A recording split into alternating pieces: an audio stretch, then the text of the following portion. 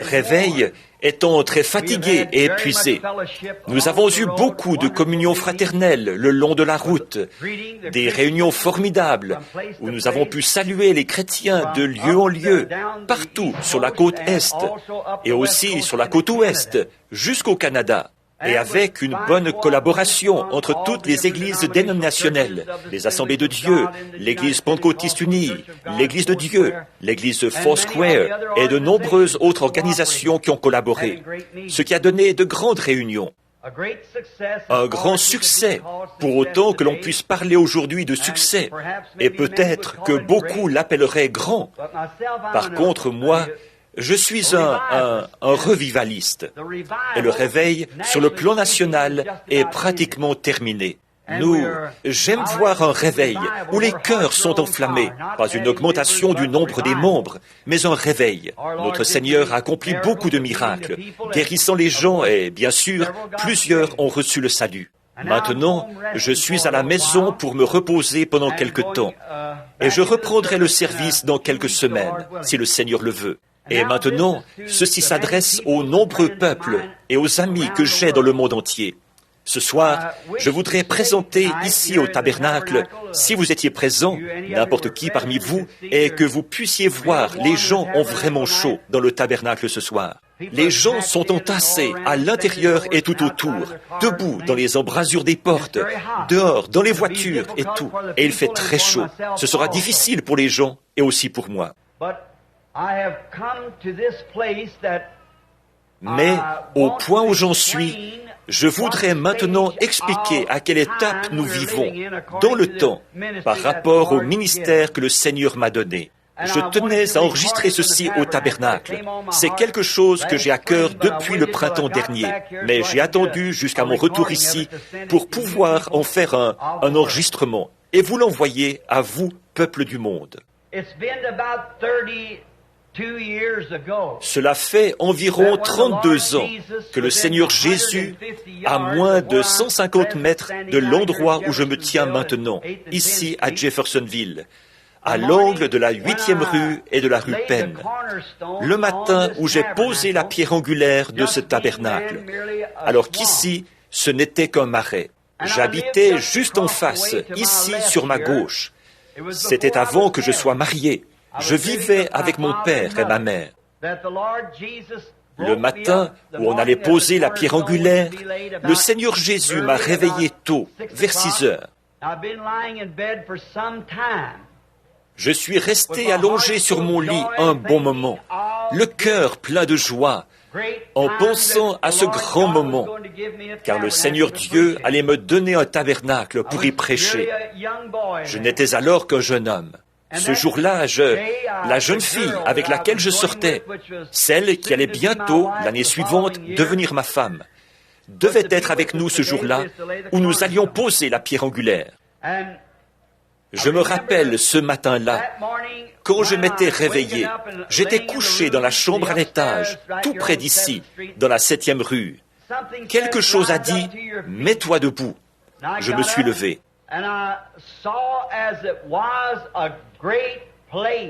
Et j'ai vu comme un endroit étendu, et c'était comme un endroit où il y avait une rivière qui coulait dans la vallée. Je suis descendu vers la rivière, et j'ai compris que c'était un endroit où Jean-Baptiste avait baptisé les gens, et ils en avaient fait un coin pour les cochons. J'étais très critique à ce sujet, affirmant qu'on ne devait pas faire ça.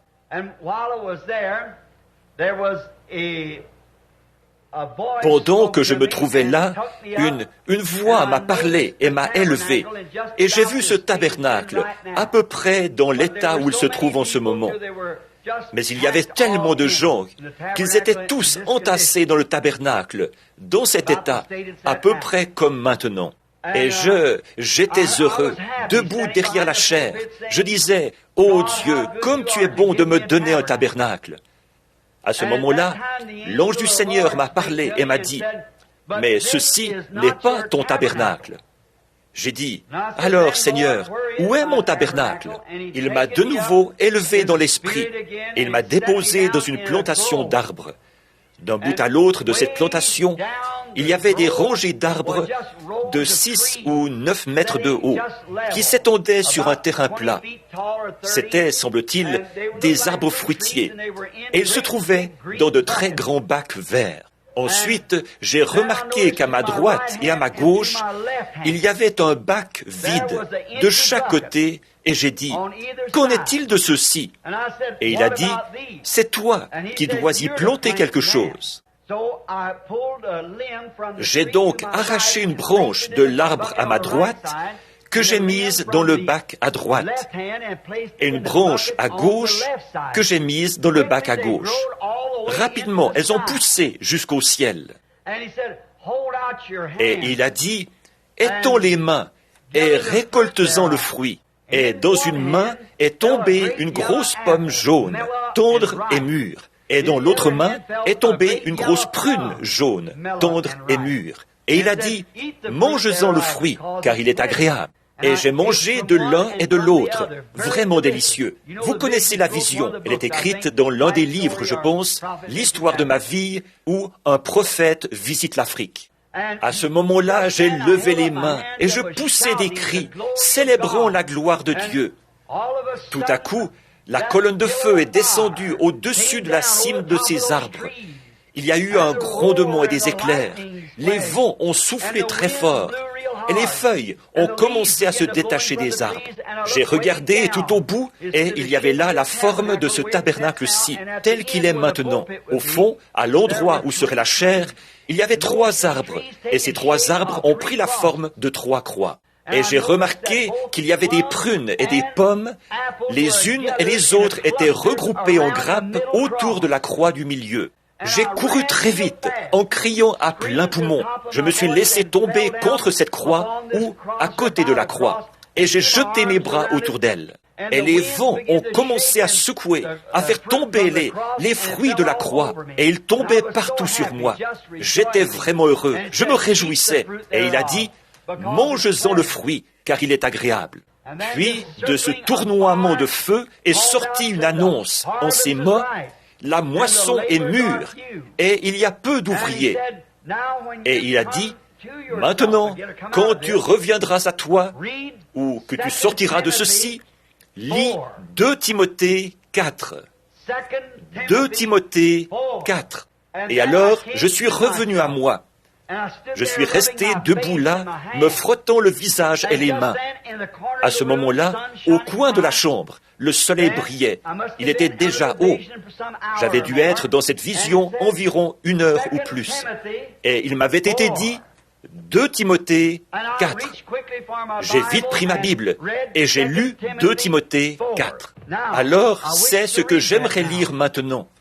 Aussi étrange que ça puisse paraître, quand j'ai lu ce passage de 2 Timothée 4, l'endroit où je me suis arrêté, et les nombreuses fois où j'ai prêché là-dessus, ici dans ce tabernacle, ça paraît étrange. Je me suis toujours arrêté à ce même endroit. Maintenant, dans 2 Timothée 4, les 5 premiers versets, et 5, c'est le nombre de la grâce. Je lis ceci. Je t'en conjure devant Dieu et devant Jésus-Christ, qui doit juger les vivants et les morts, et au nom de son avènement et de son royaume. Prêche la parole. Insiste en toute occasion, favorable ou non. Reprend, censure, exhorte, avec toute patience et en instruisant. Car il viendra un temps où les hommes ne supporteront pas la saine doctrine, mais, ayant la démangeaison d'entendre des choses agréables, ils se donneront une foule de docteurs selon leurs propres désirs. Détourneront l'oreille de la vérité et ce ne seront plus que des fables.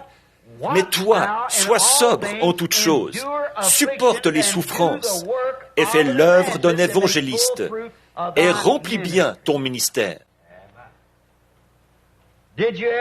Avez-vous déjà remarqué, moi, je ne l'avais jamais remarqué avant mai dernier, que je n'allais jamais plus loin dans la lecture de ce passage de l'Écriture.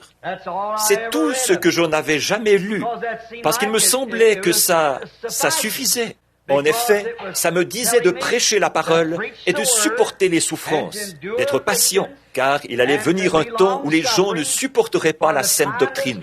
Mais, ayant la démangeaison d'entendre des choses agréables, ils se donneraient une foule de docteurs, selon leurs propres désirs, et on les détournerait de la vérité pour les entraîner dans les fables. Par contre, il n'a jamais dit que j'étais un évangéliste. Il a dit « fais l'œuvre d'un évangéliste ». C'est ce que Paul a dit à Timothée, voyez-vous. Avez-vous remarqué comment c'est exprimé? Il n'a pas dit « maintenant, tu as été appelé à être un évangéliste ». Ce qui est dit, c'est « fais l'œuvre d'un évangéliste ». Voyez?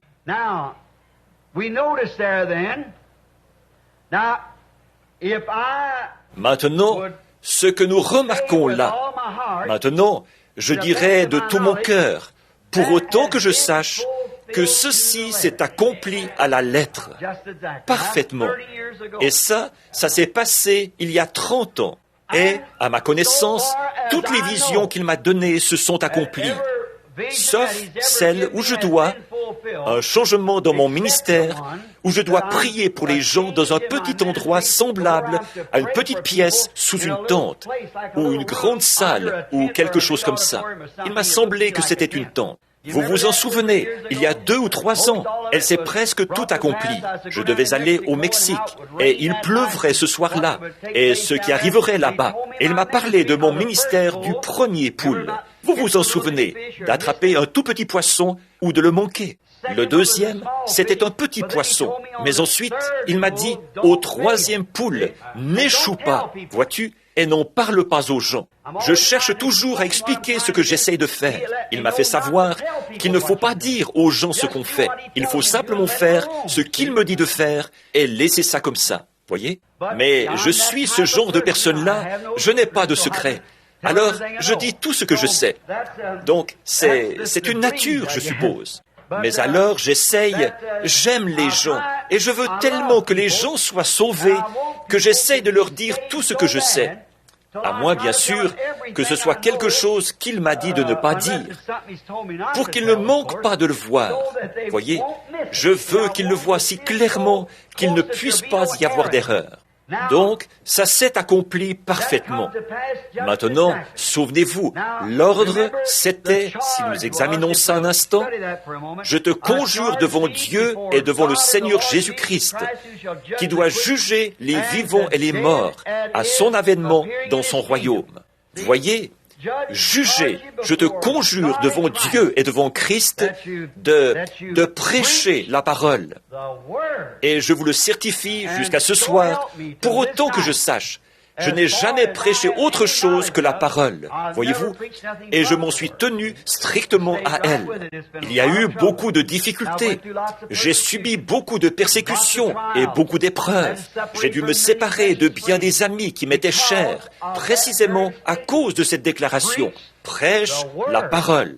Et je l'ai fait. Vous vous rappelez, récemment, dans la vision, ou dans le petit ravissement, comme je l'appellerais, ce lieu où j'ai été transporté, où j'ai vu ces gens. En me retournant, je me suis vu, et là-bas, il y en avait des millions. Et j'ai dit, je voudrais voir Jésus. Et il a dit, il est plus haut. Eh bien, voyez-vous, quand les gens meurent, ils ne montent pas tout de suite vers Dieu. Or, vous, je suis certain que vous comprendrez ça. Je devrais peut-être l'expliquer du mieux que je peux. Alors, êtes-vous pressés? Alors, prenons notre temps. Et je vais essayer de le rendre aussi clair que possible. Maintenant, quand nous venons ici, nous nous souvenons que nous vivons dans 3 dimensions. Je ne sais pas si je peux les nommer ou non. L'une d'elles, c'est la lumière, et l'autre, c'est la matière. Tommy, tu te rappelles quelle est la 3e? Hein? L'atome? Le temps, exact. Donc, la lumière, la matière et le temps. Et nos 5 sens contactent ces dimensions.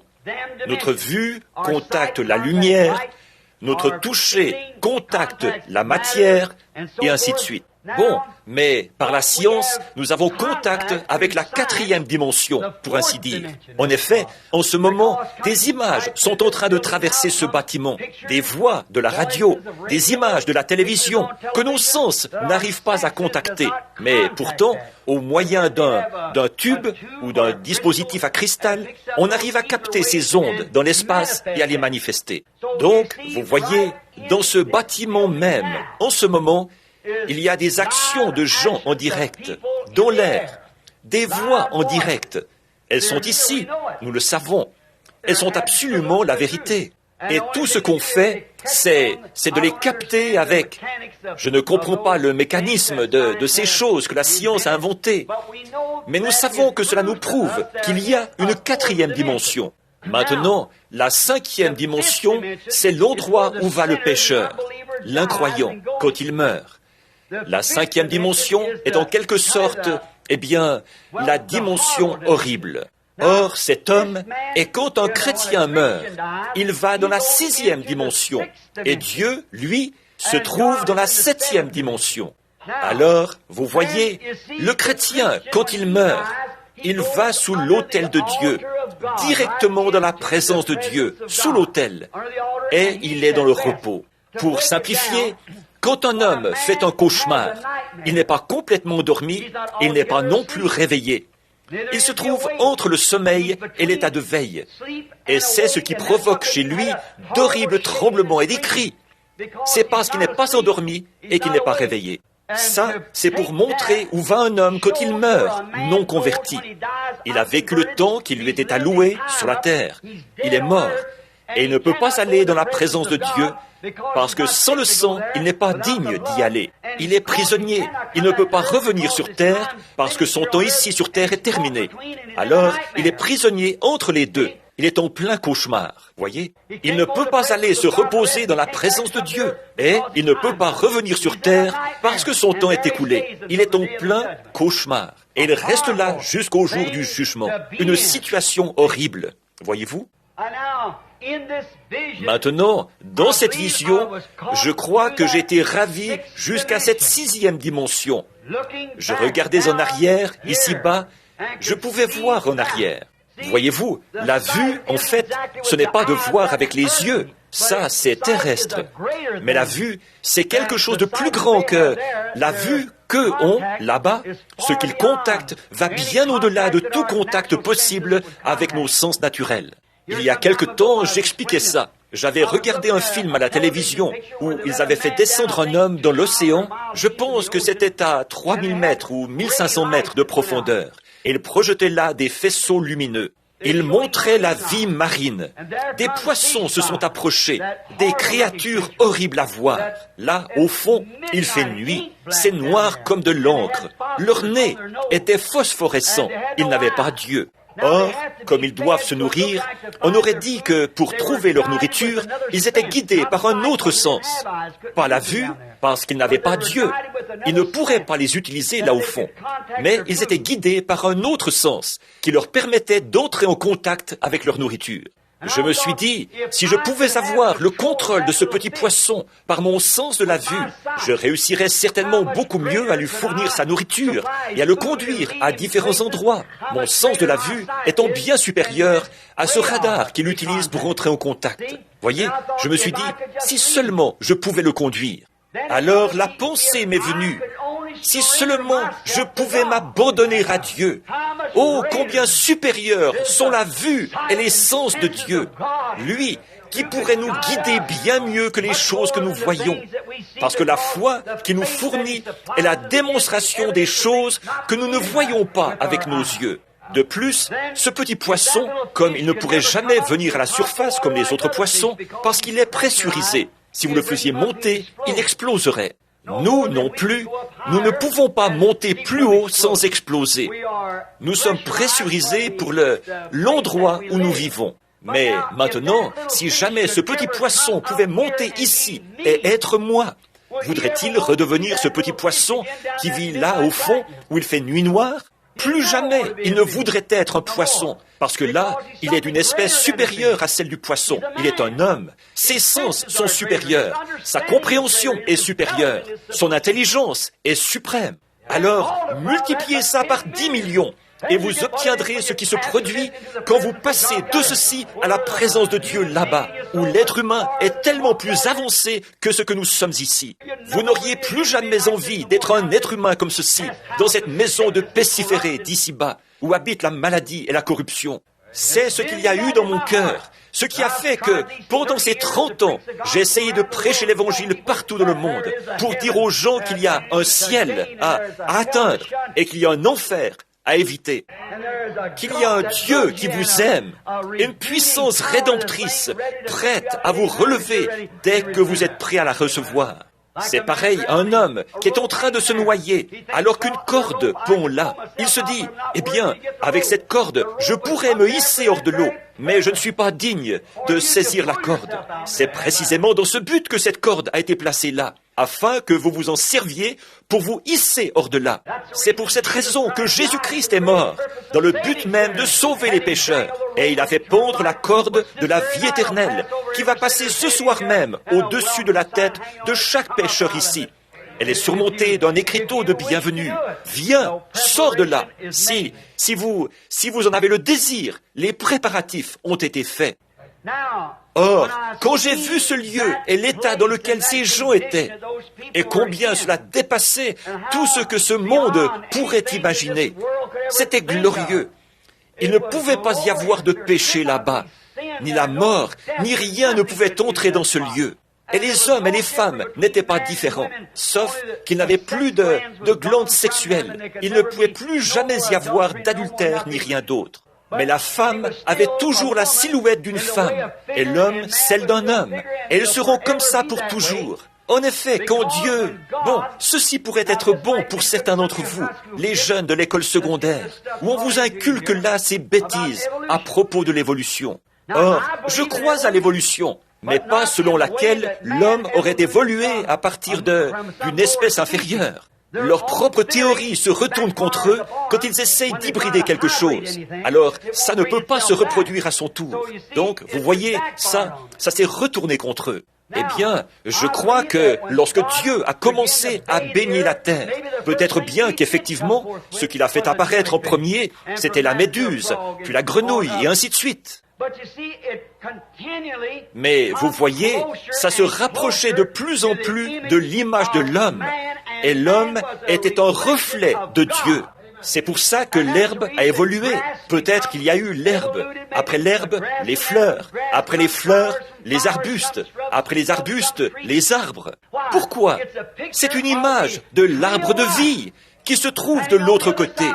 Et tout ce qui est naturel de ce côté-ci est l'ombre du surnaturel ou de l'éternel qui est de l'autre côté. Par conséquent, tant qu'il y a un chrétien né de nouveau sur la terre et que nous avons un corps comme celui-ci, c'est le reflet précis de celui qui nous attend de l'autre côté, où il n'y a ni mort, ni chagrin. Voilà pourquoi nos cœurs ont faim de cela. Voyez-vous, il y a un cri à l'intérieur de nous. Il y a quelque chose qui nous dit que c'est là. Je crois qu'au cours de ces années, je présente des excuses devant Dieu et devant les gens d'avoir été stupide et d'avoir fait beaucoup d'erreurs. Par contre, au cours de ces nombreuses années, j'ai eu le privilège de voir des gens entrer par millions dans le royaume de Dieu. Et je suis reconnaissant au Seigneur de m'avoir permis de les y conduire. Et je crois qu'ils seront là-bas ce jour-là. Donc, la vision s'est accomplie. Comment se fait-il que je me sois toujours arrêté à ce verset 5 sans le savoir? Je n'avais jamais lu plus loin, mais il y a plus dans ce chapitre, plusieurs autres versets. Maintenant, ce soir, dès que la réunion sera terminée, là dans votre chambre d'hôtel ou chez vous, vous allez peut-être vouloir lire la suite, parce que j'ai noté plusieurs passages de l'Écriture auxquels je veux me référer, et des notes auxquelles je veux me référer. Je voudrais que vous les lisiez en rentrant chez vous. Je les citerai, ils seront sur la bande. Si vous voulez en relever quelques-uns, alors ce sera très bien. Maintenant, croyez-vous, et je sais que vous le croyez, que des hommes et des femmes sont conduits par l'Esprit de Dieu à faire des choses? Voyez, Et Jésus était notre modèle. Si vous voulez bien y prêter attention, je veux prendre, et prenez-le avec moi, Luc chapitre 4, un instant. Je veux vous montrer quelque chose de frappant. Alors, nous ne voulons pas prendre trop de références, mais que vous puissiez juste lire celle-ci avec moi pendant quelques instants. Luc chapitre 4. Et nous commençons au verset 14. Maintenant, soyez très attentifs ici, si vous voulez voir arriver quelque chose en parallèle avec ceci. Maintenant, remarquez. Jésus, revêtu de la puissance de l'Esprit, retourna en Galilée. Revêtu de la puissance de l'Esprit, il retourna en Galilée. Et sa renommée se répandit dans toutes les régions avoisinantes. Il enseignait dans les synagogues, et il était glorifié par tous. Il se rendit à Nazareth, où il avait été élevé, et selon sa coutume, il entra dans la synagogue le jour du sabbat. Il se leva pour faire la lecture. Et on lui remit le livre du prophète Ésaïe. L'ayant déroulé, il trouva l'endroit où il était écrit, « L'Esprit du Seigneur est sur moi, parce qu'il m'a oint pour annoncer une bonne nouvelle aux pauvres. Et il m'a envoyé pour guérir ceux qui ont le cœur brisé, et pour proclamer aux captifs la délivrance, et aux aveugles le recouvrement de la vue, et pour renvoyer libres les opprimés, et pour publier une année de grâce de notre Seigneur. » Ensuite, il roula le livre. Maintenant, si vous le voulez, si vous voulez une référence pour ça, je l'ai ici. Un instant, je vais peut-être la trouver ici dans la note en marge. Si vous remarquez, vous retrouverez ça, c'est dans Marc et dans différents endroits, mais dans Ésaïe 61, 1 et 2. Or, n'est-il pas étrange qu'il se soit arrêté juste là, et le verset qui vient tout de suite après, ça, c'était ce qui s'appliquait à sa première venue. Et le deuxième, le verset suivant, s'applique à sa seconde venue, au jugement. Il s'est arrêté et a roulé le livre. Si certains de vous lisent une Bible Scofield, vous trouverez une annotation à ce sujet. Voyez, regardez l'annotation que vous avez là. La 2, une annotation, voyez-vous? Et vous remarquerez là la confrontation avec le message cité en Ésaïe 61, 1 et 2. Montre avec quelle, alors que l'Écriture ici prêchait. Jésus devait prêcher l'année de grâce du Seigneur. Et le verset suivant présente sa venue et le jugement. Voyez? Et vous voyez qu'il s'est arrêté précisément là. Et dire que je ne l'avais jamais remarqué et que je m'étais toujours arrêté à ce verset 5. Car il viendra un temps où les hommes ne supporteront pas la saine doctrine. Mais, ayant la démangeaison d'entendre des choses agréables, ils se donneront une foule de docteurs. Ils se détourneront de la vérité pour se tourner vers les fables. Mais fais l'œuvre d'un évangéliste. Remplis bien ton ministère. Voyez? Et avec l'aide et la grâce de Dieu, c'est ce que j'ai essayé de faire. Et je veux que mes amis, ici et dans les pays où iront les bandes, sachent que c'est pour cette raison que j'ai pris la position que j'ai prise pour la parole. Précisément pour cette raison. Prêche la parole. C'est pour cette raison que je ne me suis conformé à aucun credo, à aucune dénomination. C'est parce que j'ai reçu de Dieu la commission de m'en tenir à la parole. Maintenant, si quelqu'un d'autre veut agir différemment, c'est son affaire. Et si vous remarquez dans la vision que j'ai eue au sujet de mon ministère, c'était ça. Je n'ai jamais fait de croisement entre ces arbres. Je n'ai jamais fait de prosélytisme. Je n'ai jamais dit, vous, les trinitaires, devenez tous unitaires. Ou vous, les unitaires, devenez tous trinitaires. J'ai planté dans leur propre vase. Exactement. Je suis allé vers les trinitaires, je suis allé vers les unitaires, je suis allé vers tout le monde, et je suis resté entre les deux. Je n'ai jamais rallié les rangs d'aucun d'eux, mais je suis resté entre les deux. J'ai été un frère, exactement ce que cette vision avait dit de faire. Et j'ai mangé le fruit provenant des deux côtés, le salut des deux côtés. Et maintenant, avez-vous remarqué, il y a beaucoup de trinitaires assis ici, il y a beaucoup d'unitaires. Et il y a beaucoup de gens de toutes sortes. Mais ce serait vraiment mesquin de votre part de faire des histoires à ce sujet, parce que si cette partie de la vision est vraie, l'autre partie aussi est vraie. Les deux fruits se sont retrouvés à la croix. Voyez? Les uns et les autres ont été à la croix, tous regroupés en grappes. Les uns et les autres, prunes et poires ou pêches, prunes et pommes, pleuvaient là sur moi. Les uns et les autres, tous se sont retrouvés à la croix, parce qu'ils ont tous cru en Dieu, qu'ils sont remplis du Saint-Esprit, et que les œuvres et les signes d'un chrétien les accompagnent. Or, la dénomination n'aura rien à faire avec ça. Ce sont ceux qui sont nés de nouveau qui auront quelque chose à faire avec ça. C'est votre expérience avec Dieu qui aura quelque chose à faire avec ça. Or, nous en voyons tellement de ces choses-là. J'ai ici plusieurs passages de l'Écriture auxquels j'aimerais me référer. Peut-être que je le ferai un peu plus tard. Mais maintenant, je veux vous emmener du verset 5 jusqu'au verset 18. Bon, pour gagner du temps, je ne les lirai pas. Mais maintenant, Paul reprend ici, dans Timothée, si vous remarquez, la manière dont il se met à parler. C'est pathétique. Si vous remarquez là, après le verset 5, « Car pour moi, je sers déjà de libation, et le moment de mon départ approche. » Il s'apprête à quitter la scène. Il commence ainsi, voyez-vous. « J'ai bien observé. Je suis prêt et mon départ approche. J'ai combattu le bon combat. J'ai achevé la course.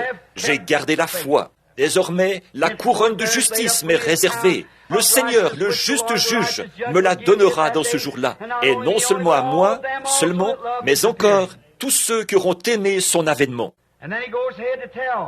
Puis il continue en disant, « Fais tout, fais ces choses. » Quoi? Lui a porté le manteau. Et là, on commence et il dit, « Démas m'a abandonné. » Il fallait qu'il vienne un temps dans son ministère, quand il était un jeune évangéliste, un jeune prophète.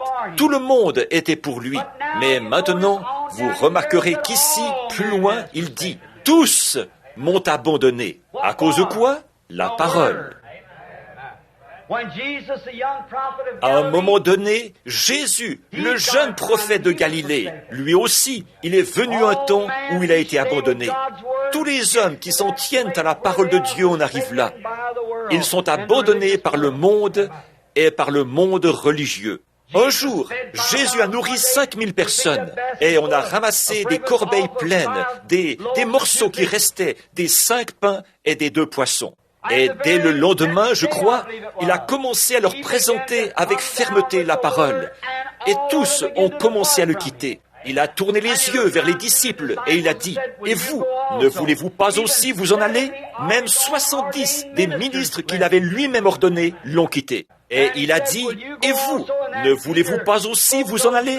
C'est alors que Pierre a prononcé ces paroles mémorables. Il a dit, « Seigneur, où irions-nous? Toi seul as la vie éternelle. » Remarquez, mais il est venu un temps, le temps de l'abandon est venu. Et il doit venir. Il faut qu'il vienne. Et maintenant, j'ai ici plusieurs prophètes et plusieurs points auxquels me référer pour vous prouver qu'effectivement ce temps venait. Et il est arrivé pour moi. Inutile d'essayer d'y échapper. Il est là et il faut l'accepter. C'est tout. Eux n'ont pas cherché à y échapper. Ils sont restés debout et l'ont accepté. Ils n'ont pas eu honte de l'Évangile. Vous remarquerez, Paul, j'ai combattu le bon combat. J'ai achevé la course. J'ai gardé la foi. Oh là là. Ici, plus loin, il est dit, j'ai combattu contre les bêtes et j'ai été délivré de la gueule du lion. Les choses par lesquelles il a passé. Dieu a été bon vers lui, mais le temps était venu où il allait partir. Maintenant, posons-nous un peu la question. Pourquoi un homme, un ministre, un collaborateur de Paul, comme l'était Démas, pourquoi donc quitterait-il Paul? Vous connaissez frère Baxter, beaucoup d'entre vous se souviennent de lui. Il lisait à propos de Démas. Il a dit, « Vous savez ce que je vais faire, frère Branham, quand j'arriverai au ciel? La première chose que je vais faire ?» Et j'ai dit, « Quoi donc ?» Il a dit, je vais chercher où Démas se trouve, puis je vais lui flanquer un nion aussi fort que je peux. Et il a dit, il va se retourner et dire, Baxter, pourquoi as-tu fait ça? Il dira, pourquoi as-tu quitté ce pauvre petit Paul au moment où tout le monde l'a abandonné? Je ne recommande pas de faire ça. Je ne crois pas qu'il y aura des bagarres là-haut. Mais j'ai simplement pensé à ce que frère Baxter a dit, parce qu'il avait tellement pitié de Paul. Eh bien, qu'est-ce que Paul avait fait? Il avait prêché aussi fidèlement que possible, et le Saint-Esprit était sur lui. Quand il a écrit des choses à propos de ces dames ministres et tout, j'imagine qu'il y a eu toute une tempête. Il a dit que les femmes se taisent dans les assemblées. Il ne leur est pas permis d'y parler. Et lui, qui se trouvait en prison au même moment. Pouvez-vous imaginer ce qu'ont dit certains des évêques, là-bas? Ce gars là-bas en prison, de quel roi est-ce qu'il nous écrit à nous ici? Voyez? Et il a avec lui Timothée, un buveur de vin. Donc, le voilà maintenant, lui qui fait boire du vin à Timothée, le voilà en prison. Et il nous écrit pour nous déclarer ce que le Saint-Esprit devrait nous dire de faire. Mais il a dit, si, quoi? Est-ce de chez vous que la parole de Dieu est sortie? Et est-ce de vous seul qu'elle est sortie? Si quelqu'un croit être spirituel ou prophète, qu'il reconnaisse que ce que j'écris là, ce sont les commandements du Seigneur. Voyez? Voyez-vous, le temps vient, mes amis, et je veux que les gens, dans les endroits où iront les bandes, se souviennent que le temps de la séparation doit venir. Il le faut. Je ne sais pas à quelle distance je suis du temps de la fin de ma route. Je ne sais pas. C'est Dieu que ça regarde. Je ne sais pas ce que sera demain et qui. Je ne sais pas ce que demain me réserve. Mais je sais qui tient demain. Alors voilà, c'est là-dessus que ma foi est bâtie. Bon, j'imagine que Démas ne l'a pas abandonné pour aller dans des boîtes de nuit. Je ne pense pas que Démas ait fait ça. Parce que Démas était un homme rempli de l'esprit. C'était un bon compagnon d'œuvre. Si jamais vous avez étudié l'histoire de Démas, c'était un prédicateur remarquable, un homme très cultivé, très raffiné, instruit. C'était un homme intelligent. Mais pourquoi voudrait-il abandonner Paul? C'est ça la question. Qu'est-ce qui l'a poussé à faire ça? À abandonner Paul? Je ne crois pas qu'il voulait aller dans une boîte de nuit, ni rien, mais je crois que c'était Dieu qui séparait Paul. Maintenant, j'imagine que Démas... Prenons quelques-unes des pensées de Démas. L'autre jour, assis sur le coteau, au lever du jour, je me posais la question. Je me disais, pourquoi est-ce que Démas voudrait quitter cet homme? Pourquoi quitterait-il ce pauvre petit prédicateur qu'il avait conduit au Seigneur? L'homme qui avait été le fer de lance du réveil parmi les nations. Un véritable prophète. Personne ne pouvait dire qu'il n'était pas prophète. Il était plus qu'un prophète. Il était un apôtre, et un grand et puissant apôtre pour les nations. Et Démas avait côtoyé Paul. Il avait été en communion avec lui, et il avait vu l'Esprit de Dieu agir dans cet homme. Pourquoi tournerait-il le dos à quelqu'un de pareil, qui avait été confirmé comme serviteur de Christ? Avez-vous remarqué, Paul, ici, par amour pour le siècle présent? Or, je ne pense pas que Démas ait rétrogradé. Je ne pense pas qu'il ait fait ça. Mais je pense qu'il s'est fait une fausse opinion de Paul. Bon, Démas venait d'une famille riche, et il était fortuné. Et parfois, argent signifie religion pour les gens. C'est comme on dit en Californie, si vous ne possédez pas 3 Cadillacs, vous n'êtes pas spirituel. Ce qui veut dire que si vous n'êtes pas prospère, si vous n'avez pas la plus belle église de la ville, les gens n'y iront pas. C'est presque comme ça ici. Il faut que vous ayez la plus belle église du pays. Sinon on dira, vous n'allez pas me dire que vous vous êtes joint à un petit groupe comme celui-là. Saviez-vous que notre Seigneur n'avait pas un lieu où il puisse reposer sa tête? Saviez-vous qu'il ne possédait qu'une seule tunique? Voyez. Et il était un peu le genre de personne qu'on bouscule. Il n'avait pas un lieu où il puisse reposer sa tête. Mais les gens auraient pu penser la même chose de lui. Et c'est ce qu'ils ont fait. Et donc, je crois que Démas a vu ce qui lui semblait être une défaillance dans le ministère de Paul. Je pense qu'il s'est dit que ce vieillard était un homme fini devant Dieu. Là, il se disait que des gens qui se seraient arrachés les yeux pour les donner à Paul. Or, c'est bien ce que Paul a dit. Il a dit, vous vous seriez du moins arraché les yeux pour me les donner. En effet, nous pensons que Paul avait de mauvais yeux, puisqu'il a dit « Avec quelle grande lettre je vous ai écrit ». Il a dit « grande lettre », mais j'ai consulté le lexique, et il y est dit « avec de grandes lettres ». Il était à Rome, en prison là-bas. Quelque chose n'allait pas. Il a dit que ses yeux le dérangeaient depuis qu'il avait eu la vision céleste. Donc les gens se seraient arraché les yeux en voyant Paul qui souffrait. Ses yeux le dérangeaient et il souffrait. 3 fois, il avait demandé au Seigneur de le guérir. Il a dit, pour que je ne sois pas enflé d'orgueil, au point de m'élever au-dessus de l'excellence de cette révélation. Il m'a été envoyé un ange du diable pour me souffleter. Bon, ça allait assez bien, puis il était de nouveau frappé. Ensuite, il allait mieux, puis il était de nouveau frappé. Vous voyez, Paul avait un ministère plus grand que celui de tous les autres apôtres mis ensemble. Certains d'entre eux auraient pu dire, « Eh bien, moi, j'ai marché avec Jésus. » Mais l'homme de la rue aussi avait marché avec lui quand il était ici. Tandis que Paul, lui, l'a vu dans la colonne de feu, après qu'il était mort, qu'il avait été enseveli, qu'il était monté au ciel et qu'il était revenu. Et là, il a appelé Paul. Voyez, sur le chemin de Damas. Et il avait un ministère plus grand que celui de Matthieu, de Marc, de Luc, ou de n'importe qui d'autre parmi eux. Il les dépassait, et de beaucoup. Il a dit, pour que je ne sois pas enflé d'orgueil maintenant, et que je ne dise pas, en fait, vous les gars, vous n'y connaissez rien. Moi, j'ai vu le Seigneur après sa résurrection. Eh bien, disait-il, nous avons marché avec lui. Eh bien, c'était pareil pour tous ces gens qui étaient en Galilée, et à Nazareth, et dans toute cette région. Ils avaient tous marché avec lui. Mais vous voyez, Paul avait parlé avec lui, et il l'avait vu sous la forme qu'il avait avant qu'il soit fait chair. Voyez, et il a commissionné Paul dans cet état-là, pendant qu'il était dans cette lumière.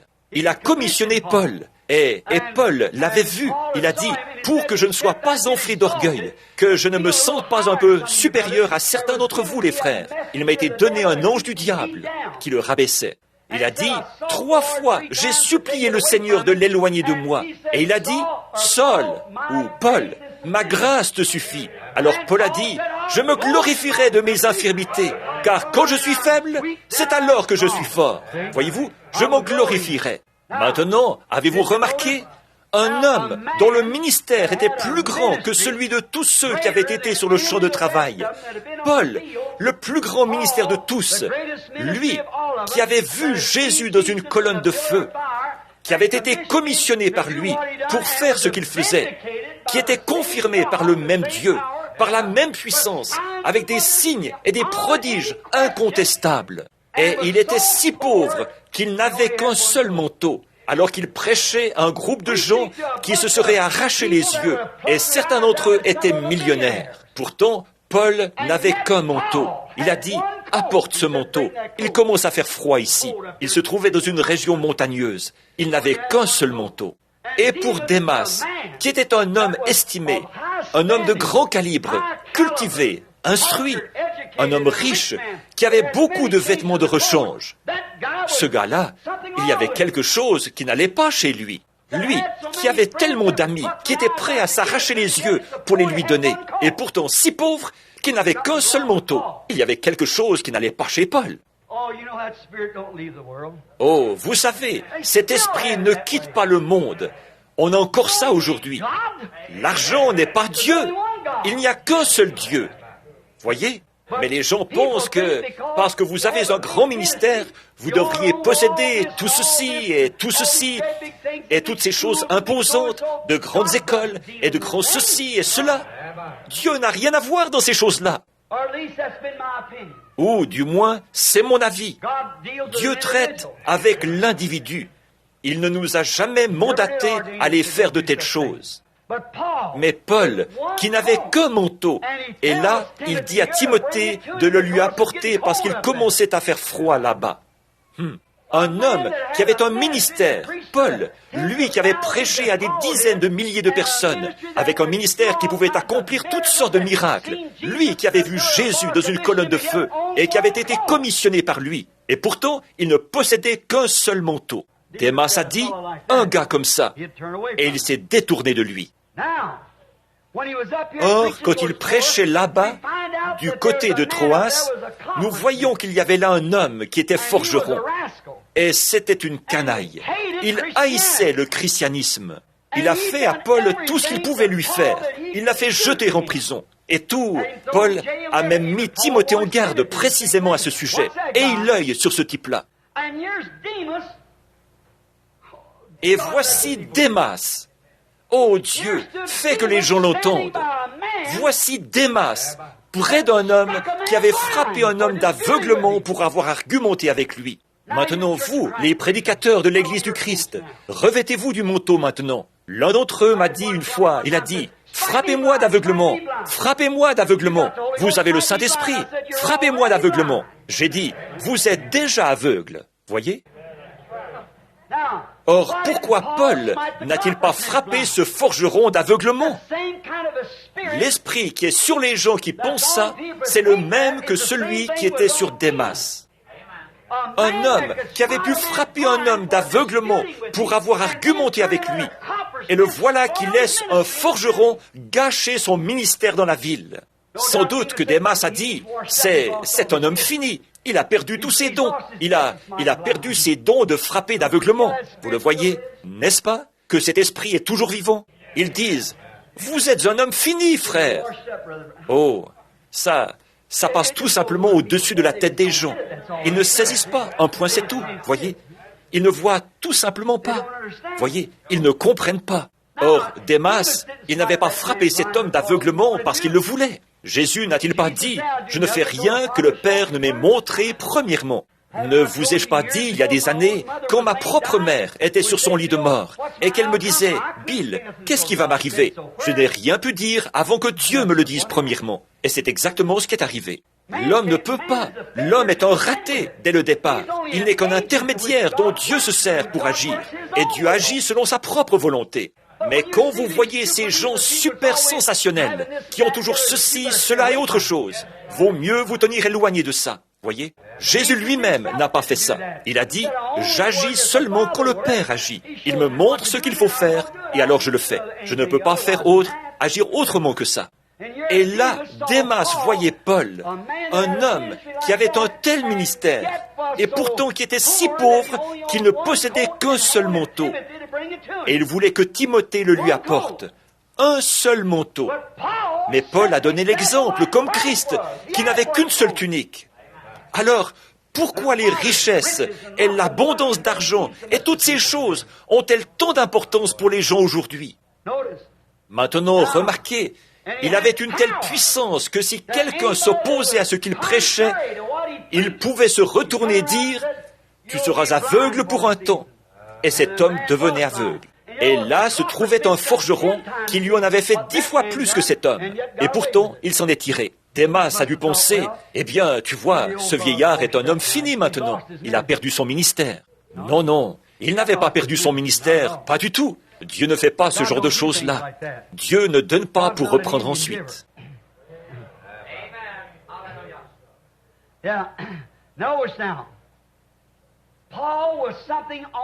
Oui, maintenant remarquez, Paul était un peu comme Élie.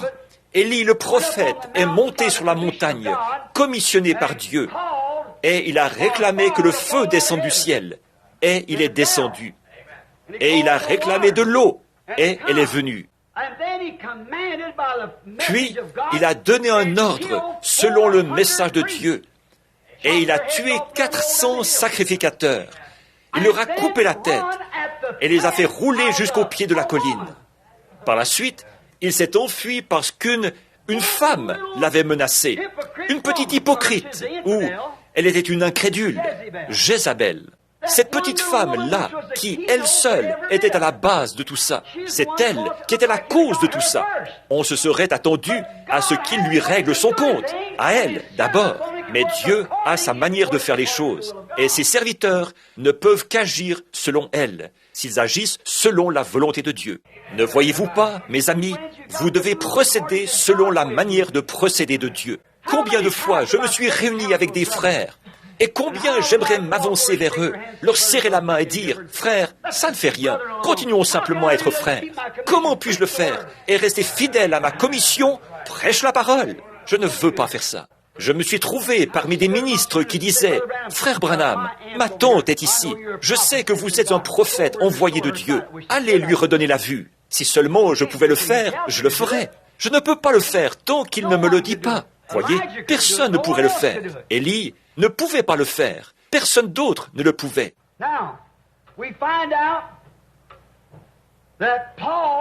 Donc, nous voyons que Paul, Démas, qui prêchait avec Paul, avait vu Paul regarder un infirme qui se trouvait là et lui dire « Je vois que tu as la foi pour être guéri. Lève-toi sur tes pieds. Jésus-Christ te guérit. » Il l'avait vu guérir les malades. Et pourtant, il laisse son ami Théophile malade. Paul a perdu son ministère. C'est ce que Démas a dû penser.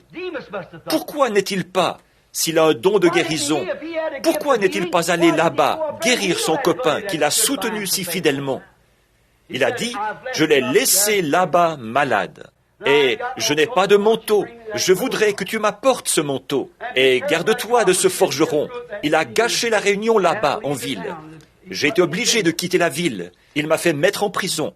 J'imagine que Démas a dit, quel genre de prédicateur est-il devenu? Voyez? Eh, frères, il y en a en quantité de ces esprits de Démas dans le monde aujourd'hui. Ils ne savent pas du tout ce qu'il en est. Voyez? Inutile d'essayer de le leur expliquer. Parce que, de toute manière, ils ne saisiront pas. Voyez? Voyez, un serviteur de Christ suit les empreintes de ses pas. L'un de nos diacres, ici, je ne sais pas s'il est ici ce soir ou pas, il s'agit de Tony Zabel. D'habitude, il est ici. Il est venu à moi et il a dit, il n'y a pas longtemps, avant qu'il arrive, qu'il vienne ici, il a dit, j'ai eu un songe, un drôle de songe. Il a dit, j'ai rêvé que j'essayais de trouver mon chemin pour monter au ciel. Il a dit, j'ai vu un homme vêtu d'une soutane noire qui venait, et il était en train de lire un livre. Il a dit, je suis arrivé à cet homme, et je lui ai demandé, quel est le chemin pour aller au ciel? Et il a dit, demandez à l'homme qui est devant moi. Et c'était un pasteur d'une église qu'il avait fréquentée. Il a avancé encore un peu et il a rencontré un autre homme. Il portait une soutane noire et il chantait tout en marchant. Et c'était un autre pasteur. Ces deux pasteurs sont des amis personnels à moi. Et il a dit, et des hommes très bien. Et il a dit, quel chemin dois-je emprunter pour atteindre le sommet de la montagne ici? Il a dit, regardez par ici. Il a dit, vous voyez, très haut là-bas au sommet, ce tout petit homme? J'ai dit, oui. Il a dit, il y avait là un homme qui portait une salopette et une espèce de petit chapeau de cow-boy. Quelqu'un disait, au Kentucky, il disait, en parlant de moi, là-bas, il disait, ce gars-là a l'air de tout sauf d'un prédicateur. Il se peut que j'ai l'air d'un cultivateur ou quelque chose comme ça. Mais vous savez, ce ne sont pas les apparences qui comptent. Et il a dit que c'était moi qui étais debout là-haut. Et il a grimpé jusqu'à ce qu'il arrive jusqu'à moi. Et il a dit que je l'ai pris par le bras et que je l'ai conduit en haut jusqu'à ce que j'arrive au sommet de la colline. Et il y avait un endroit désert à traverser. Et j'ai dit, Tony, je dois te quitter ici. Il faut que tu fasses une partie du chemin tout seul. Il a dit, frère Branham, qu'est-ce que je peux faire à partir d'ici? Il a dit que j'ai répondu, viens ici, Tony, regarde là par terre. Tu vois ces traces de pieds nus marquées de sang? J'ai dit, c'est ce que j'ai suivi tout le long. Tu n'as qu'à rester là-dessus. Je ne connais rien d'autre vers quoi diriger les gens, pas vers un credo ou une sensation quelconque, mais vers ces empreintes de pas ensanglantés qui conduisent à la Bible, le sang de Jésus-Christ. Alors, ce que cet homme a dû ressentir, un homme qui avait tant d'amis millionnaires et un seul manteau, un homme qui était, lui qui avait le pouvoir de frapper un homme d'aveuglement, il a laissé un homme le chasser hors de la ville. Il n'a absolument rien fait, il s'est levé et il est parti. Lui qui priait pour les malades, il avait laissé son ami malade. Et Démas l'a quitté. Tous les autres l'ont quitté. Ils l'ont tous quitté. Paul a dit, tous m'ont quitté. Ils l'ont tous quitté. Voici ce que je dis. Quand un homme reste fidèle à la parole, pas seulement dans une réunion, mais dans chaque réunion, quand un homme reste fidèle à la parole, il viendra un temps où les gens le quitteront. Exactement, ils l'ont fait. Ils l'ont fait avec notre Seigneur. Ils le quitteront quand il prendra position pour la vérité. Tous m'ont abandonné. Maintenant, d'après vous, qu'est-ce que Démas et certains de ces hommes-là ont pensé? alors que nous savons tous, nous qui connaissons l'Écriture, que Luc était médecin. Et Paul, partout où il allait, il emmenait ce médecin avec lui. Et lui qui prêchait la guérison divine, il avait laissé son ami malade, si pauvre qu'il n'avait qu'un seul manteau, et laissé un homme le chasser hors de la ville, alors qu'il avait pu frapper un homme d'aveuglement. Voyez-vous, ils ont pensé qu'il était un homme fini, mais il ne l'était pas. Il se trouvait exactement dans les empreintes de pas ensanglantés. Il continuait à les suivre. J'espère que vous comprenez. Il a dit, tous m'ont abandonné. Démas, par amour pour le siècle présent, la popularité auprès des hommes. Bonjour, docteur Démas. Je sais que vous avez un doctorat. Oh, bien sûr, ils aiment ça. Jésus a dit, combien vous aimez vous tenir debout dans les synagogues et être appelé rabbi et tout ça. Il a dit, vous n'en recevrez qu'une condamnation plus sévère. Voyez ? Maintenant, nous savons que les gens, en voyant ce médecin qui le suivait ou qui l'accompagnait, Paul, qui emmenait Luc avec lui, il a dit ici, Luc est le seul à ne pas l'avoir abandonné. Et Luc est bon pour lui. Mais Luc lui est utile. Il a besoin de Luc pour son ministère. Et ce médecin qui suivait un homme partout où il allait, alors que celui-ci prêchait la guérison divine. Un homme qui prêchait la guérison divine et qui pouvait guérir les infirmes et ressusciter les morts et tout le reste, avoir de puissantes visions et prononcer des choses qui s'accomplissaient. Et il avait laissé son propre compagnon d'œuvre malade. Lui, qui aurait pu avoir $1 million et construire des bâtiments valant des dizaines de milliers de dollars, de grandes écoles et des choses comme ça. Et il n'avait qu'un seul manteau à se mettre sur le dos. Démas a dit, je ne vais pas côtoyer un gars comme ça. Il est une personne de classe inférieure. J'irai avec les frères dénominationnels. J'irai quelque part où je serai un personnage important. Si c'était chose possible, je voudrais m'avancer juste après que Baxter aura terminé. Voyez-vous, parce qu'il a abandonné ce pauvre petit homme dans cet état. Il aurait dû le soutenir. C'était Paul qui l'avait conduit à Christ. Mais, vous voyez, c'est sans connaître l'Esprit, savoir quelle est la volonté de Dieu, et ensuite faire la volonté de Dieu. Voyez? Bon, mais il l'a quitté alors qu'il était dans cet état-là. Il l'a quitté. Tous l'avaient abandonné. Quand j'y pense, un serviteur qui reste fidèle à la parole, tôt ou tard, souvenez-vous-en, les gens vont l'abandonner. Maintenant, nous voulons parler de ça juste pendant quelques minutes. Je ne vous retiendrai pas trop longtemps parce que je veux que vous soyez ici demain matin. Toujours, quand le serviteur de Dieu reste fidèle à la parole, tous l'abandonnent. Et cela, or, prenez simplement l'endroit que vous voulez, une époque quelconque dans la Bible ou dans l'histoire. Vous verrez que quand un homme restait fidèle, quelle qu'ait été sa popularité, quand il restait fidèle à la parole, il venait un temps où le monde religieux l'abandonnait et le retranchait. Alors, vous n'avez qu'à le lire en prenant la Bible de la Genèse jusqu'au livre de l'Apocalypse. Et prenez ensuite ce qui est dit dans le Concile avant Nicée et jusqu'au Père à Nicée. Chaque homme, chaque saint, chaque prophète, chaque véritable serviteur de Dieu qui s'en est tenu à la parole a été abandonné par le monde ecclésiastique et rejeté. Et Paul était l'un d'entre eux. Et s'il y en avait un aujourd'hui, ce serait pareil.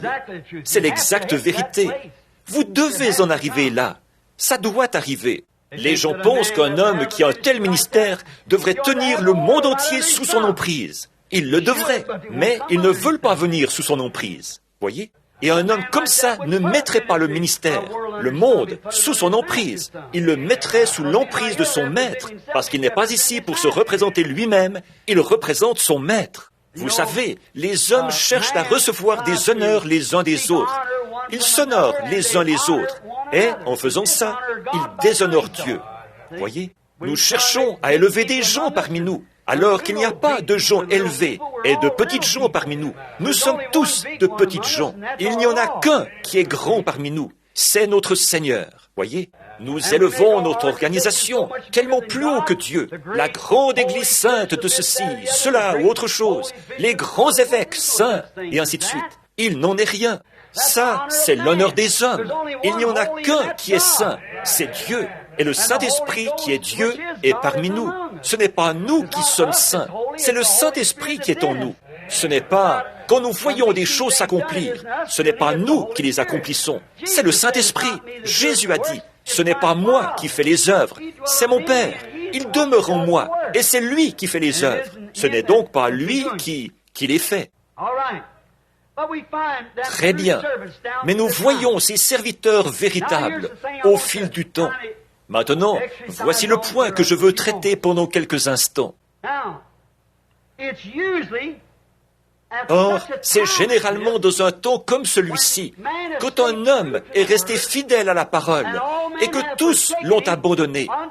C'est là que Dieu vient prendre la défense de cette personne et qu'il couronne son ministère. C'est vrai, quelle consolation! Notre consolation se fonde sur la promesse de la parole de Dieu. Peu importe ce que le monde dit, ce que le monde fait, nos espoirs ne sont pas là.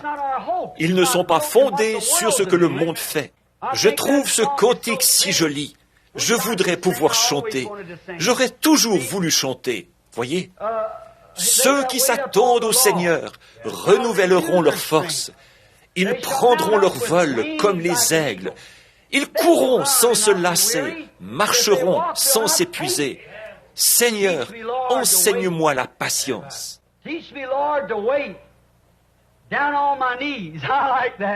C'est sur mes genoux que je m'attendrai à toi. J'aime ça. Jusqu'à ce que tu répondes à mes supplications. Que je ne m'appuie pas sur ce que les autres font, mais que plutôt je m'attende vraiment à toi. C'est ça. Voilà le serviteur véritable qui attend le moment où ce sera à son maître d'agir, sachant ceci, que les Écritures ne peuvent pas faillir, quoi qu'il arrive. L'Écriture doit rester véridique. C'est généralement dans un temps comme celui-là que Dieu intervient pour les aider. Considérons Élie, quand il avait été abandonné. Pourquoi? Parce qu'il était resté fidèle à la parole. Il a dit, « Tous m'ont abandonné ». Il avait été excommunié de la société, de l'organisation, et même de l'organisation nationale, de l'Église nationale d'Israël. Le sacrificateur et tous l'avaient expulsé. Et il n'avait pas même ce que Paul avait, pas même un manteau, seulement un petit morceau de peau de mouton ou de cuir drapé autour de lui. Et il était assis sur une montagne et était nourri par les oiseaux. Oui, monsieur. Pourquoi? À cause de la parole de Dieu. Parce qu'il était fidèle à l'ainsi dit le Seigneur. C'est qu'ils étaient tous devenus modernes.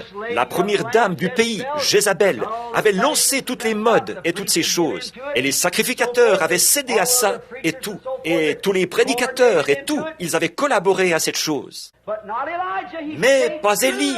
Il est resté fidèle à cette parole. Et c'est pour ça qu'on l'a abandonné. Si bien qu'il s'est écrié, « Seigneur, je suis le seul qui reste. » Et il cherche même à monter la vie. Mais Dieu lui a donné une consolation. Il a dit, « J'en ai encore 7000 là-bas. » Voyez-vous, je ne crois pas qu'Élie se soit glorifié d'être le seul, mais je pense qu'il se sentait tellement abandonné. Chaque fois qu'il s'adressait à un sacrificateur pour tenir une réunion, on le mettait à la porte. Il allait là-bas. « Hors d'ici, espèce de fanatique! Hors d'ici! Va vers ceci !» On a vu comment c'était quand Élisée, son successeur, est arrivé. Eh bien, qu'est-ce qu'ils ont fait? Ils ont même... Ce jeune homme était chauve, et ils ont envoyé leurs petits-enfants là-bas pour qu'ils se moquent de ces vieux charlatans. Ils ont dit, tous les deux passaient pour des charlatans. Ils ont dit, « Vieux chauve, et le chauve, pourquoi n'es-tu pas monté comme Élie ?» Ils ne croyaient pas qu'il était monté, non, voyez. Ils pensaient simplement que c'était une bande de charlatans, mais ils sont restés fidèles à la parole. Ils avaient un ministère confirmé. Élie a tenu ferme. Très bien. Daniel a pris une position ferme. Vous savez où je trouve ça? C'est dans Daniel 12, ou plutôt dans Daniel 9, je crois. Quand Daniel a pris une position ferme pour la parole. Que lui est-il arrivé?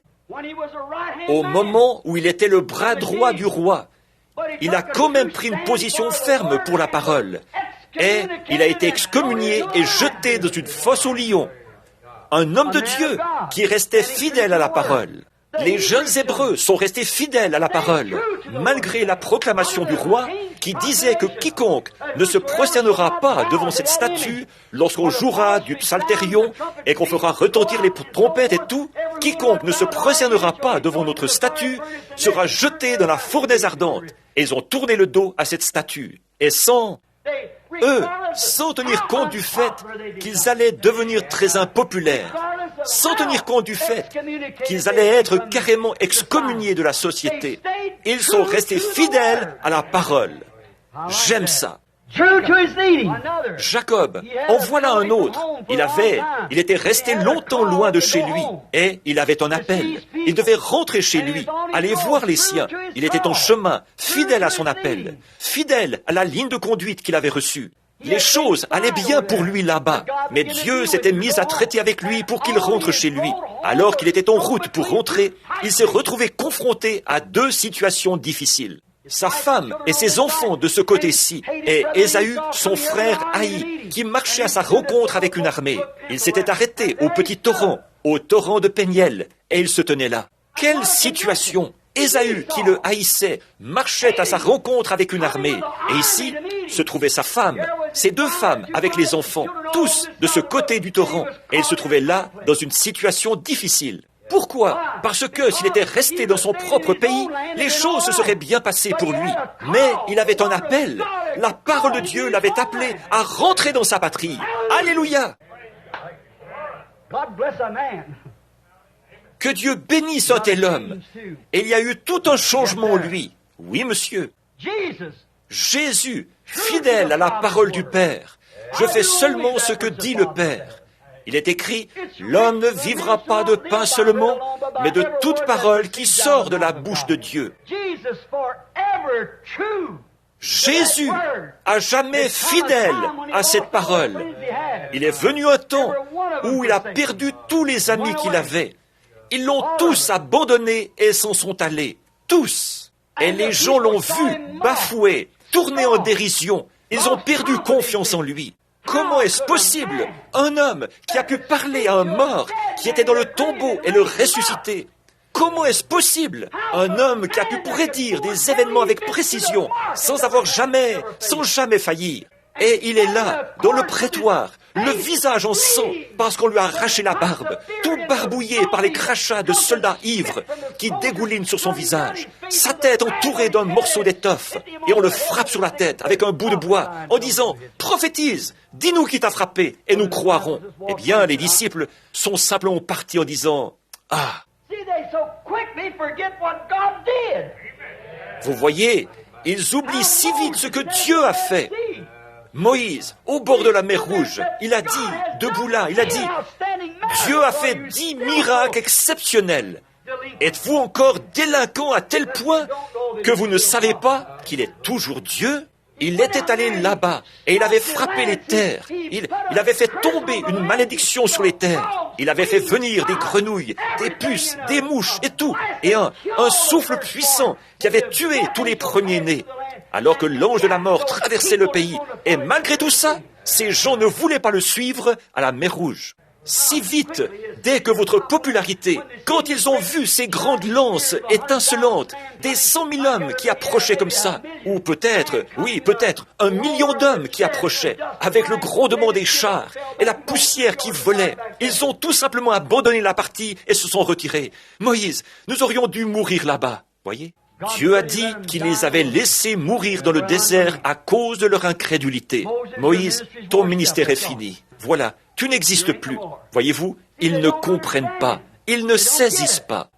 Même chose quand Jésus, ce jeune rabbin ou docteur ou prophète de Galilée, lui qui faisait tous ces miracles et ces choses, comment a-t-il pu se tenir là et supporter une chose pareille? Comment a-t-il pu laisser un homme l'enchaîner alors qu'il avait pu briser le sceau d'un tombeau et ressusciter un homme, le faire ressortir de l'éternité? Comment a-t-il pu faire ça alors qu'il avait pu parler au fils d'une veuve qui était mort et le faire revenir à la vie? Et Lazare, qui était mort et en décomposition dans le tombeau, il l'en a fait sortir.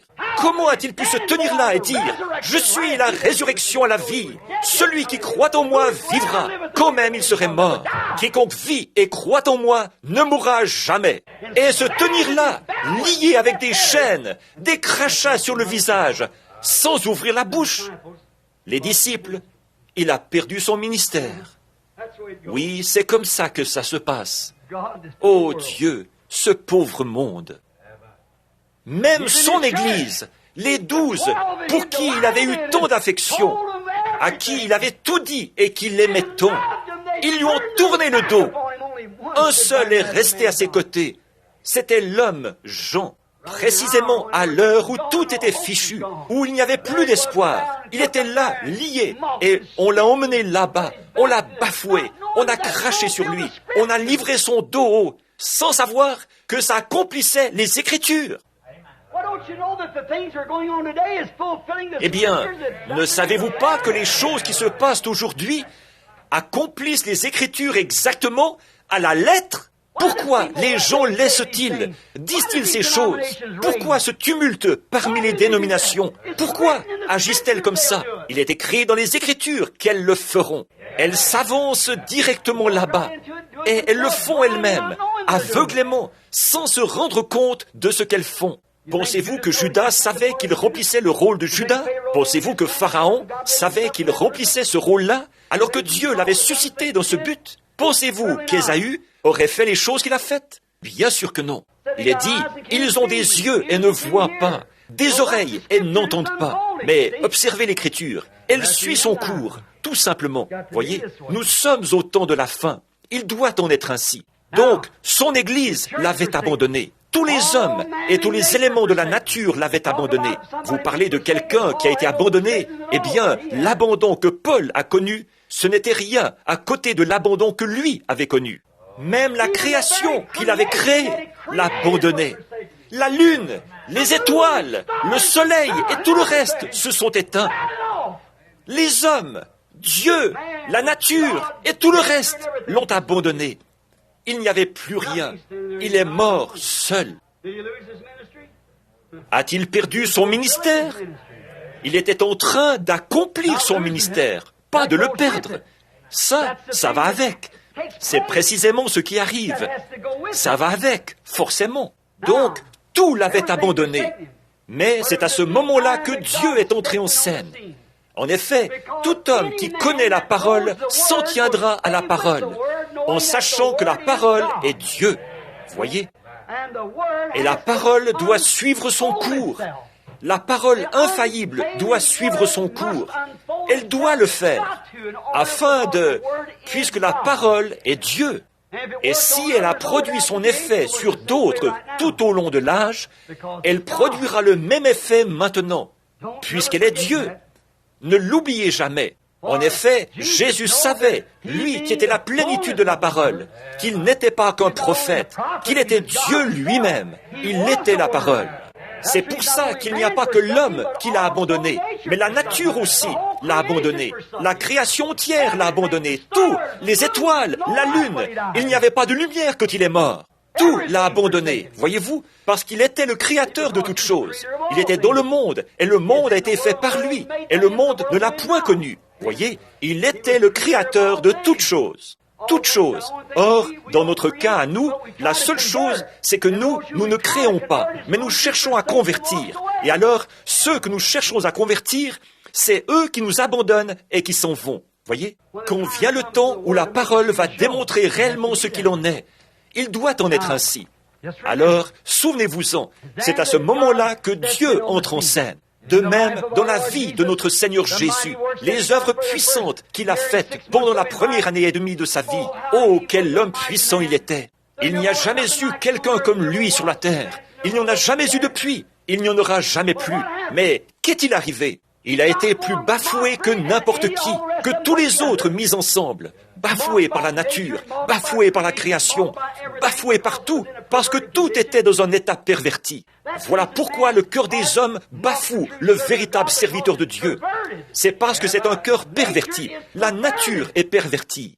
Voilà pourquoi, si la nature est aussi belle, alors qu'elle est pervertie, comment sera-t-elle quand elle sera convertie et se conformera de nouveau à la volonté de Dieu? Si une terre peut produire des raisins qu'on ne peut porter qu'à 2 hommes, qu'est-ce que ce sera? Et alors que c'est une terre pervertie, qu'est-ce que ce sera quand elle sera convertie et reviendra à Dieu? Quand Christ viendra, le désert fleurira comme une rose. Ce sera une conversion. Les lieux arides se mettront à produire à cause de l'eau. Et la terre se couvrira de fleurs et s'épanouira. Oh, quel temps ce sera quand le cœur des hommes sera converti, qu'ils seront alors des hommes saints, eux qui auront fait leur choix maintenant. Ils vivront dans ce lieu. Amen.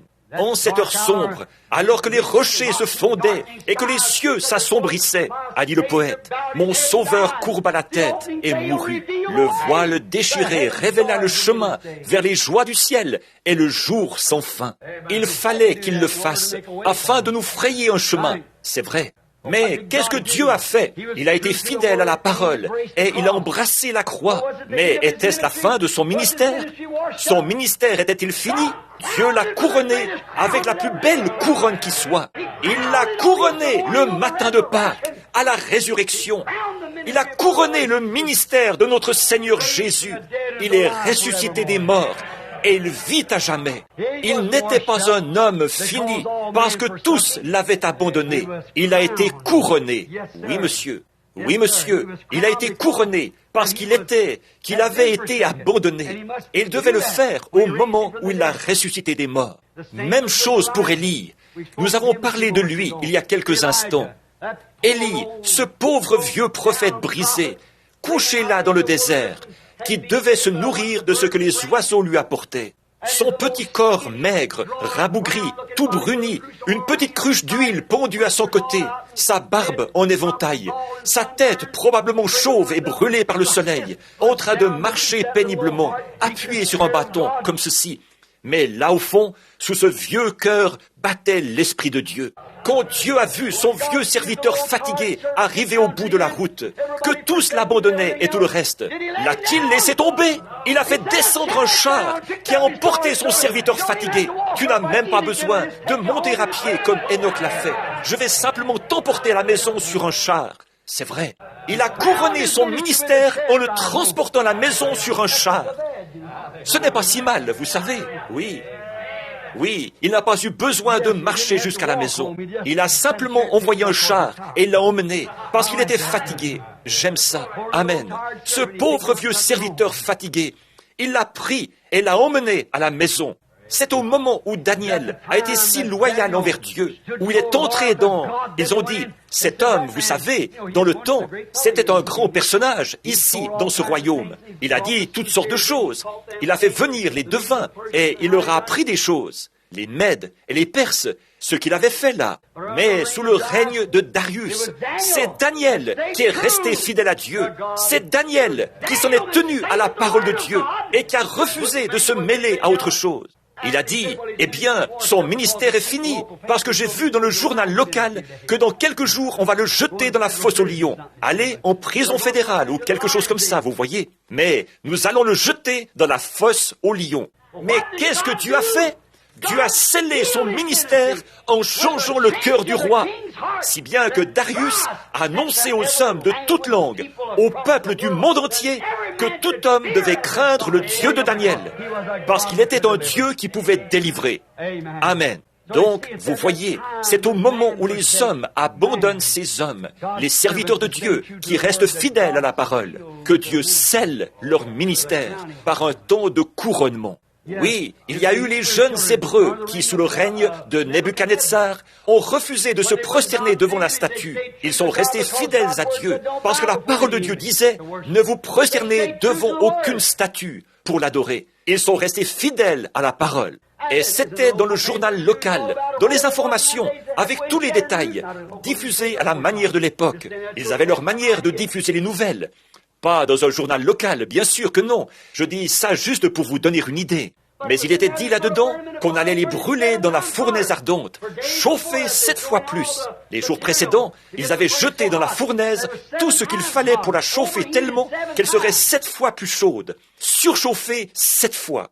Eh bien, ils auraient pu être consumés dans un rayon de 100 mètres, mais ils sont entrés tout droit dans la fournaise ardente et ils en sont ressortis sans aucune odeur de feu sur eux. Et Nebuchadnezzar a dit, tout homme qui n'adorera pas ce Dieu-là, que ses enfants et lui soient tués, sa maison brûlée et réduite en un tas d'immondices. C'est vrai. Vous voyez, ils ont eu un réveil mondial parce qu'ils avaient été fidèles à la parole. C'est ce qui arrive. Oui, monsieur, restez fidèles à la parole. Oui, la rétribution est toujours prodigieuse. Jacob, nous l'avons mentionné tout à l'heure. J'ai noté son nom ici. C'était un petit lâche, mais il restait là. Il avait peur d'Ésaü là-bas. Oh là là, il savait qu'il s'était éloigné de Dieu. Il était resté éloigné de Dieu pendant toutes ces années. Mais il avait toujours essayé de rester fidèle à cette parole. Et voici que Dieu l'avait appelé et lui avait dit de rentrer chez lui. Le voici donc en service commandé. Et voilà Ésaü qui arrive avec une armée. C'est à ce moment-là qu'il a été changé. De son nom, Jacob, supplantateur, filou, en Jacob, un prince devant Dieu. Quand il s'est avancé là-bas le lendemain matin, alors que son ministère avait été couronné, il a marché tout droit à la rencontre d'Ésaü et il n'a pas voulu recevoir d'aide de lui. Amen. Fidèle à la parole. C'est la manière dont Dieu fait les choses, n'est-ce pas? Il fait les choses à sa manière à lui. Très bien. Beaucoup de mes frères, ils sont très populaires aujourd'hui parmi leurs frères dénominationnels. Vous n'avez qu'à prononcer un nom. Ah, mes amis, c'est comme si tout s'embrasait. C'est vrai, lorsque vous prononcez le nom de cette personne. Après tout, ce jour-là, où le Seigneur m'a parlé, là-bas au bord de la rivière, c'est ce qui a été le fer de lance de ce réveil dans le monde entier. Et c'est de là que sont sortis tous ces grands évangélistes. Ils sont retournés tout droit auprès de leurs frères. Voyez, ces dénominations, desquelles ils étaient sortis. Ils viennent tenir des réunions, alors qu'il y a une participation des dénominations. Et là, ils y retournent tout droit. Ils ont la cote. Ce sont de grands noms, cités à la radio, dans les journaux et tout. Tout le monde dit du bien d'eux. Mais tous m'ont abandonné, parce que j'ai opté pour une parole véritable, que je me suis tenu à la parole. Je m'en suis tenu strictement à ce qu'il m'a dit là. J'ai prêché la parole, pas une philosophie dénominationnelle. Prêche la parole. Telle était ma commission. Tiens-t'en à la parole. Et frères, vous qui écoutez ceci sur bande, j'étais un gars formidable quand je suis venu parmi vous, en guérissant simplement les malades, en parlant de visions et en montrant des choses. Mais quand je me suis mis à vous dire la vérité au sujet de la parole, pourquoi m'avez-vous tourné le dos ? Vous rendez-vous compte que c'est simplement l'accomplissement de ce qu'a dit l'Écriture? Oui, c'est ce qui arrive. Maintenant, j'ai de la peine à m'introduire quelque part. Des lettres arrivent continuellement. L'autre jour, il en est arrivé une qui disait « Frère Branham, j'avais la plus grande confiance en vous, mais je vous ai entendu dire qu'une certaine dénomination dont je fais partie est en train de rétrograder. » Ça disait « Je n'ai plus du tout confiance en vous maintenant, à partir de maintenant. » Ça disait, environ 25 frères de ma dénomination assistaient à l'une de vos réunions. Ça disait, et lorsque vous avez dit ça, nous nous sommes aussitôt levés et nous sommes sortis. Eh bien, tous m'ont abandonné. Mais il y a une chose, lui, il est resté à mes côtés. Je n'ai pas désobéi à la vision céleste qui s'est produite là-bas au bord de la rivière. J'y suis resté fidèle. Lui m'a été fidèle. Je mets ma confiance en lui qu'un jour, je ne sais pas quand, il couronnera mon ministère. Je suis resté le plus fidèle possible. Je ne sais pas ce que ce sera, je ne sais pas quand ce sera, et dès qu'il sera prêt, je le serai aussi. Il n'y a aucune crainte. J'espère qu'il couronnera mon ministère comme ceci, en me laissant prendre les vêtements de la parole et revêtir son épouse de l'étoffe de la parole. À cause de sa justice. J'espère qu'il me couronnera et qu'il me permettra de me tenir là, ce jour-là, et de dire, « Voici l'agneau de Dieu qui ôte le péché du monde. » Il y a tant de collines à gravir. L'effort, parfois cela devient difficile. Mais celui qui indique le chemin sait exactement ce qu'il nous faut. Il sait ce qu'il nous faut. Les peines de la route nous sembleront bien peu de choses quand nous parviendrons au bout du chemin. Allons à la recherche de cette empreinte de pas ensanglantée. Rappelez-vous simplement, mes amis, le sable sur le rivage de la Galilée, où se trouvaient les empreintes de pas de cet étranger, a été lavé. Et cette voix qui dompta les flots agités ne se fera plus entendre en Judée. Mais le sentier de ce Galiléen solitaire, je le suis avec joie aujourd'hui. Et les peines de la route me sembleront bien peu de choses quand je parviendrai au bout du chemin. Cette première partie de l'Écriture que j'ai lue, il me l'a donnée quand j'étais jeune, juste un jeune homme, et que j'étais là, les épaules bien droites, le torse bombé, beaucoup de cheveux noirs ondulés. Me voilà maintenant les épaules tombantes, chauve, grisonnant, un vieil homme de 53 ans. Mais chaque jour qui passe, il devient plus doux. Et je vous ai annoncé tout l'évangile de Jésus-Christ, sans en rien cacher. Et le désir de mon cœur, c'est de rencontrer l'Église pour laquelle il est mort, revêtu de la justice de son propre sang, vêtu de sa parole et de la justice de sa parole, car sa parole ne peut jamais faillir. Par conséquent, je sais que si je me tiens à la parole et que je suis fidèle à la parole, que la parole demeure en moi et que je demeure en lui, ce jour-là, je serai heureux d'être resté fidèle. Je ne sais pas ce que l'avenir me réserve, mais vous voyez où nous en sommes, n'est-ce pas? Vous voyez pourquoi tout le monde dit, même certains de mes collègues disent, « Voyons donc, frère Branham est un homme fini. » Voyez? Oui, un homme fini. Voyez? Ah, on n'entend plus parler de grand-chose. Voyez? Eh bien, nous, ils ne comprennent vraiment pas. Voilà tout. Ils ne comprennent vraiment pas. Voyez? Je pense que ce que Paul désirait le plus, quand il a dit « Mon temps est terminé maintenant », le plus grand désir que Paul avait dans son cœur, c'était d'être un martyr. C'était le désir de leur cœur à tous, à cette époque-là. Avez-vous déjà lu le livre des martyrs de Fox et aussi déjà lu le Concile de Nicée? C'était le plus grand des honneurs lorsque certains, Polycarpe et d'autres, sont entrés dans la fosse aux lions. Ils poussaient des cris de joie. Ils y sont entrés en sachant qu'ils allaient être des martyrs. Lorsqu'on les a brûlés sur le bûcher, ils ont poussé des cris de joie, car c'était un honneur d'être un martyr. Lorsque Paul s'est dirigé vers ce billot pour se faire décapiter, alors qu'on l'amenait de la prison où on l'avait gardé, un endroit d'une saleté répugnante, juste un trou dans le mur. Je suis allé là-bas et j'ai regardé ça. Il y a là une petite crypte où ils ont jeté son corps.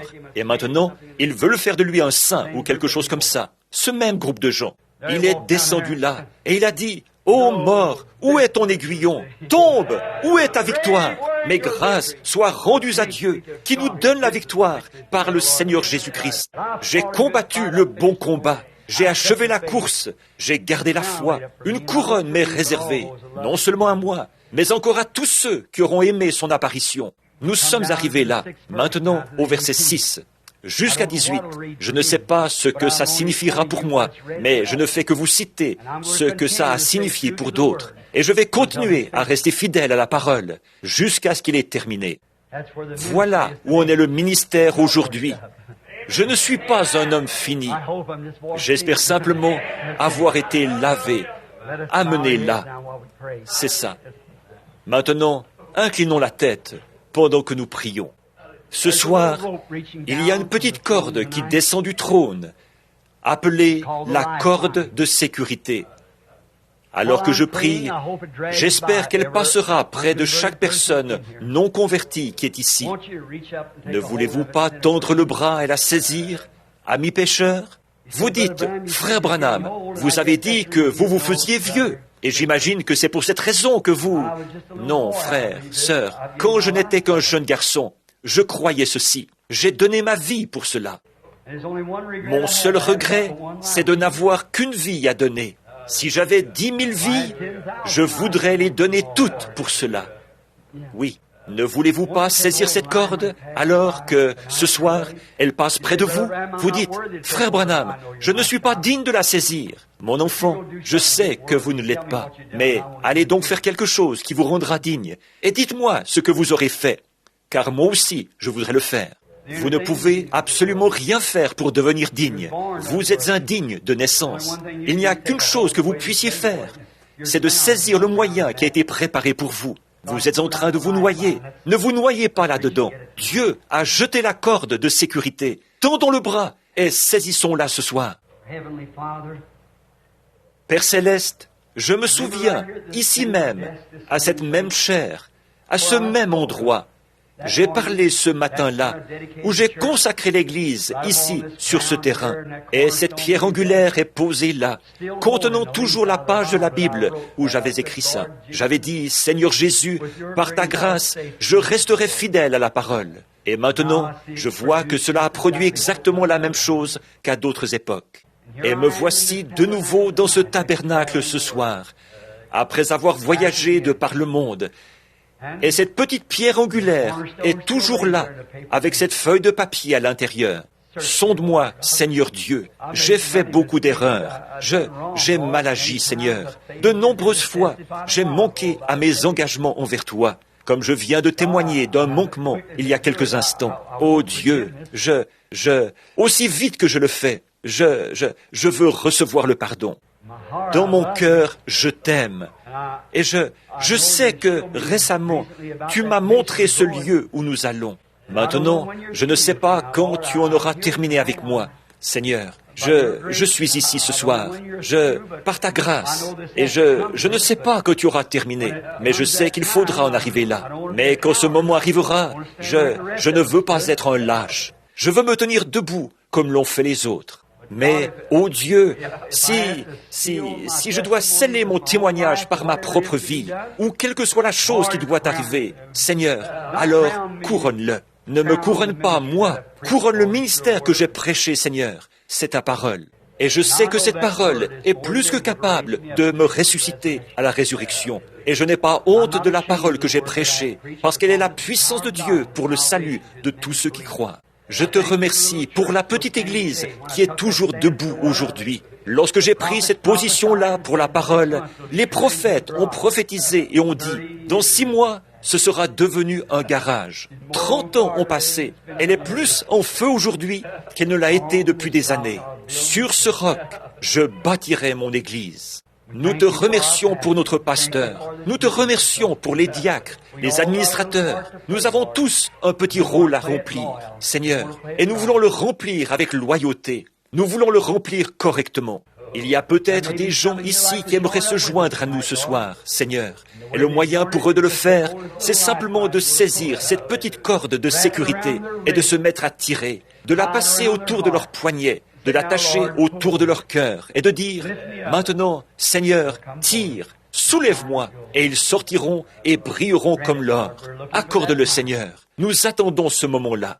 Nous croyons que la fin est proche. Nous voyons, comme nous l'avons enseigné ici, que c'est maintenant l'âge de l'Église de Laodicée. Nous voyons qu'il ne peut plus rien arriver d'autre que la venue du Seigneur. Et Seigneur, ne serait-ce pas un grand couronnement pour la parole que de voir venir celui qui est lui-même la couronne? J'aimerais me tenir ici et dire, le voici, c'est l'agneau. Comme Jean l'a fait, voici l'agneau que nous avons attendu, c'est lui. Soudain, le Seigneur entrera dans son temple et on portera son peuple dans l'enlèvement. Prépare-nous, Père, lave nos cœurs dans ton sang. Rends-nous purs et propres, afin que ta parole puisse demeurer en nous. Puissions-nous nous rappeler que nous devons agir selon la parole, pour que celle-ci s'implante et ait de l'effet. Accorde la repentance à chaque pécheur. Bénis tous ceux qui sont ici, les saints, ceux-ci, certains de ces précieux vieux guerriers, Seigneur, qui se battent au front depuis des années. Ils ont subi la moquerie, ils ont fait parler d'eux, ils ont été ridiculisés, ils vont toujours de l'avant. Parce qu'ils ont la vie. Ils savent en qui ils ont cru et ils sont persuadés qu'il a la puissance de garder leur dépôt. Nous te remercions pour cela. Nous te prions de guérir les malades parmi nous. Ôte tous nos péchés et toutes nos maladies. Et Dieu notre Père, que la gloire te revienne. J'ai tellement de précieux amis, Seigneur. Je les aime. Et je sais que, pour d'autres hommes, au cours de cet âge, cela a été pareil. De précieux amis, des amis pleins d'amour, jeunes et vieux, et nous les aimons de tout notre cœur. Maintenant, rends-nous fidèles, Seigneur, vraiment fidèles à la parole, afin qu'un jour, nous puissions les rencontrer dans un pays meilleur, où il n'y aura ni tristesse ni chagrin. Nous attendons la venue du Seigneur pour bientôt. Nous croyons qu'il viendra. Maintenant, bénis l'incroyant qui est ici ce soir, Seigneur. Puisse-t-il devenir un croyant et t'accepter comme son sauveur ce soir. Pendant que nous avons la tête inclinée, s'il y a quelqu'un ici qui, avec la tête inclinée, voudrait dire, « Frère Branham, tout au fond de mon cœur, je veux arriver au bout de la route en combattant le bon combat. Je veux être un chrétien. Je vais lever la main. Que Dieu vous bénisse et que Dieu vous bénisse. C'est bien. Que Dieu vous bénisse. Et vous, Je veux arriver à la fin de ma route en ayant combattu un bon combat. J'accepte Christ à l'instant même. Je veux qu'il soit mon aide. Très bien. Que le Seigneur vous bénisse. Que Dieu vous bénisse, madame, à l'arrière. C'est bien. Il vous connaît. J'ai appris suffisamment de choses à son sujet pendant toutes ces années. Environ 32 ans maintenant, derrière la chair. J'ai appris suffisamment de choses à son sujet maintenant pour savoir qu'il connaît chacun de vos mouvements. Il voit le moineau. Les cheveux de votre tête sont comptés. Voyez-vous, il est au courant de tout. Levez simplement la main et soyez sincères. C'est tout ce que vous avez à faire. Et il y a de l'eau prête. Souvenez-vous, que faites-vous? Vous vous repentez, vous croyez à l'Évangile, puis vous vous faites baptiser. Pourquoi? Au nom de Jésus-Christ, pour la rémission de vos péchés. C'est votre témoignage, ce que vous êtes. Vos péchés ont disparu quand vous êtes baptisés. Vous les avez confessés et vous croyez. Ne voulez-vous pas saisir maintenant la corde de sécurité alors qu'elle tire sur votre cœur en disant « Viens par ici, pèlerin, fais route avec moi, prends ma croix sur toi, reçois mes instructions. Je suis doux et humble de cœur, et mes fardeaux sont légers. Tendez simplement le bras et saisissez-la. » Combien y a-t-il de chrétiens ici ce soir qui sont sur ce chemin et sont heureux de s'y être engagés il y a longtemps? Vous vous y êtes déjà engagés et vous êtes loin sur la route. Vous avancez toujours en direction du but. Je prie que Dieu couronne votre ministère, quel qu'il soit. Si c'est d'être une ménagère, je prie que Dieu couronne votre ministère. Si c'est d'être prédicateur, si c'est d'être diacre, si c'est d'être laïc, si c'est d'être cultivateur, je ne sais pas quel est votre ministère, mais quel qu'il soit, puisse Dieu couronner votre vie de la gloire de sa parole et vous enlever à sa seconde venue pour vous emmener dans un autre pays où vous vous sentirez vraiment comme ce petit poisson dont j'ai parlé, qui est sorti de l'obscurité des profondeurs. Voyez-vous, vous ne pourriez pas monter là-haut avec ce genre de corps-ci. Vous ne pourriez pas non plus monter comme ces astronautes. Voyez-vous, il faut être dans une capsule pressurisée. Vous n'avez pas été pressurisé pour cela. Mais lorsque Dieu vous transforme, alors vous êtes pressurisé. Alors vous partez dans l'enlèvement. Une fois que ces vieux sens terrestres auront disparu, que vous vous en serez allé sur ce glorieux chemin de la croix, vous rentrerez à la maison avec Jésus. Maintenant, Dieu notre Père, nous te remercions pour ces mains qui se sont levées. Ils veulent être chrétiens. Je crois que ça venait vraiment de leur cœur. Je prie pour eux, afin qu'ils ne faillissent à aucun moment. Et s'il leur arrivait de faillir, qu'ils puissent bénéficier rapidement de cet avocat auprès du Père. J'en ai moi-même appris l'importance, Père. Quand je commets toutes mes erreurs, alors je constate que, tout de suite, j'ai un avocat auprès du Père, par Jésus-Christ. Et je suis ramené dans la grâce. La main affectueuse du Seigneur efface cela. Il y a là un sacrifice sanglant que je confesse être mon sauveur.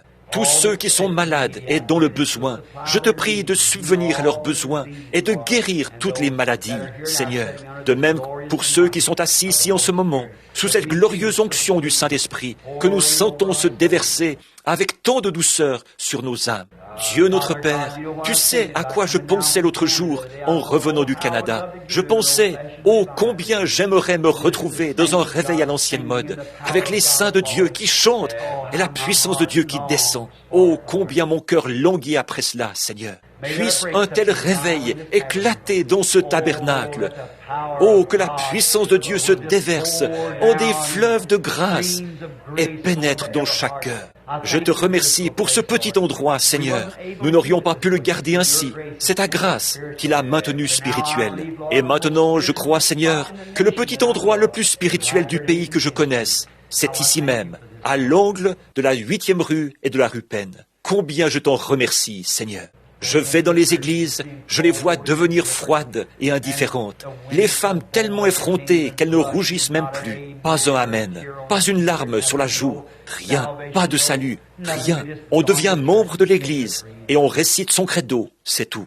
Et puis, ô Dieu, d'entrer dans un agréable petit endroit chaleureux où les feux sont allumés sur l'autel de chaque cœur. Quel réconfort, Père! Quel réconfort! Merci, Père, et puisse cela toujours continuer jusqu'à la venue du Seigneur Jésus. Maintenant, bénis-nous ensemble. Demain, c'est le sabbat. Et Seigneur, aide-moi demain matin, si c'est moi qui dois prêcher sur ce compte à rebours. Ô Dieu, fais que je puisse l'apporter de telle manière que les gens le voient, Seigneur. Et maintenant, puisse-t-il voir l'état du ministère et où il en est, et ce que nous attendons, et pourquoi tout se passe ainsi.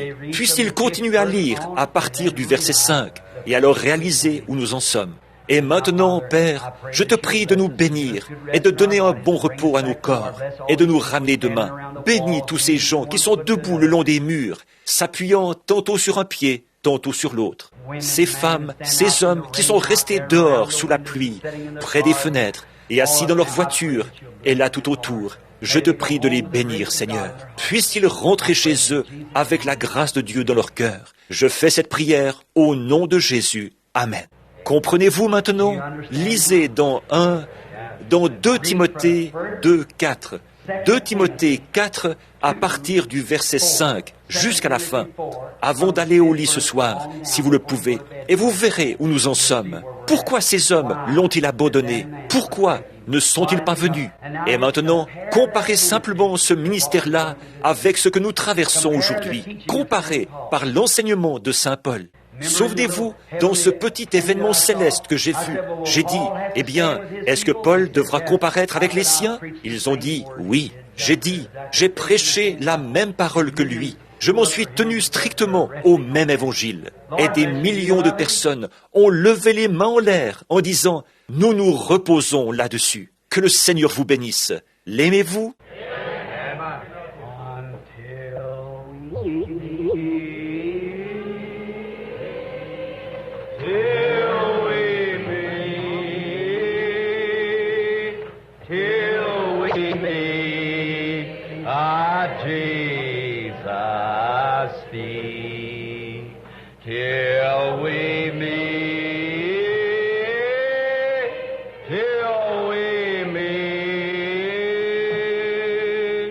God be with you till we meet.